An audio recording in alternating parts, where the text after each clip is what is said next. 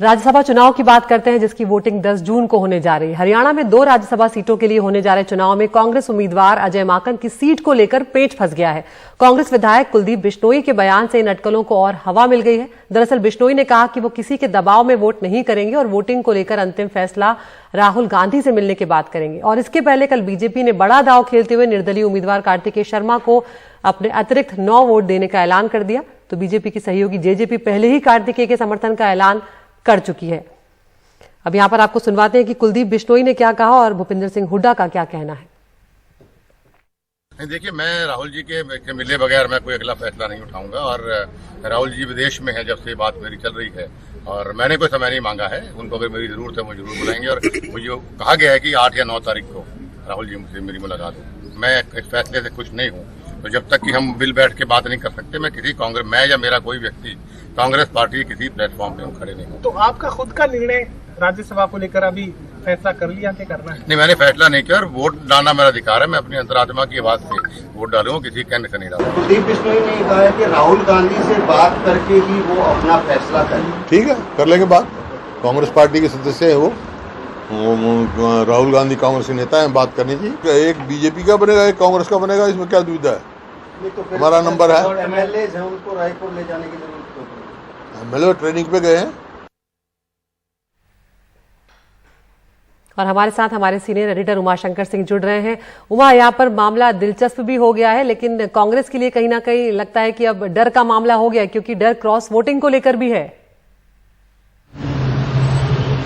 जी देखिए अदिति, क्योंकि ये मामला डर का है और कांग्रेस पार्टी का खेल खराब करने के लिए जो बीजेपी या जेजेपी जुटी हुई है, और यही वजह है कि कांग्रेस के तमाम एमएलएज को रायपुर ले जाया गया है। अगर पोचिंग का डर नहीं होता तो शायद इतना बड़ा कदम नहीं उठाना पड़ता। जहां तक कुलदीप बिश्नोई की बात है, तो कुलदीप बिश्नोई एक बड़ा पेंच उन्होंने डाला हुआ है। और इसलिए पिछली बार जब हमने दीपेंद्र हुड्डा से बात की थी तो उन्होंने कहा था कि पार्टी के साथ उनकी बातचीत चल रही है।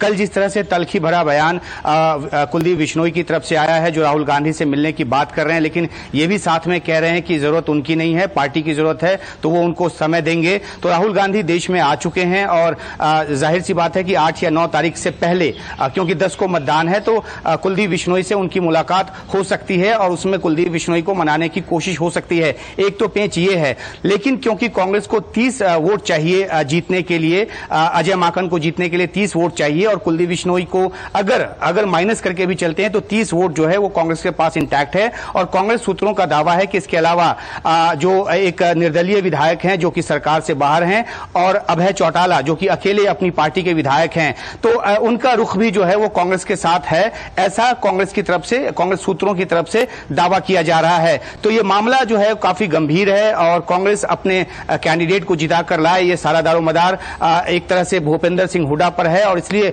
उनका जो बयान आया है, जिस हिस्से को आपने सुनाया, उसके साथ साथ उन्होंने ये भी कहा कुलदीप बिश्नोई के अंतरात्मा वाले बयान पर कि अगर किसी की अंतरात्मा पार्टी के साथ नहीं है तो पार्टी में बने रहने का कोई हक नहीं है उसको। तो एक तल्खी भरा जो बयानों का आदान प्रदान है वो दोनों के बीच हो रहा है। देखना है कि राहुल गांधी से मुलाकात होती है कुलदीप बिश्नोई की तो किस तरह से उनको मनाया जाता है। उनकी नाराजगी तब से है जब से वो चाह रहे थे कि प्रदेश अध्यक्ष उनको बनाया जाए, लेकिन उदय भान को प्रदेश अध्यक्ष बनाया गया, जो कि भूपेंद्र सिंह हुड्डा खेमे के हैं, उनके एक मजबूत स्तंभ माने जाते हैं। तो जो हरियाणा कांग्रेस की लड़ाई है वो अपना रोल प्ले कर रही है, लेकिन कांग्रेस आश्वस्त है, भूपेंद्र सिंह हुड्डा आश्वस्त हैं कि 30 से ज्यादा वोट उनको मिलेगा। और जैसा कि मैंने बताया कि उस वोटों के कैलकुलेशन में जो निर्दलीय विधायक हैं कुछ उनके भी उनके ऊपर भी वो रिलाय कर रहे हैं, और अभय चौटाला पर भी रिलाय कर रहे हैं, और अपनी पार्टी के विधायकों को एकजुट रखने की बात जो है वो की जा रही है। अदिति, बिल्कुल, बहुत बहुत शुक्रिया उमाशंकर इस तमाम जानकारी के लिए। तो हरियाणा में 7 निर्दलीय, 1 इनेलो, 1 हलोपा विधायकों पर अब कांग्रेस और निर्दलीय कार्तिकेय शर्मा की नजर बनी रहेगी। देखते हैं क्या कुछ निकलकर सामने आता है।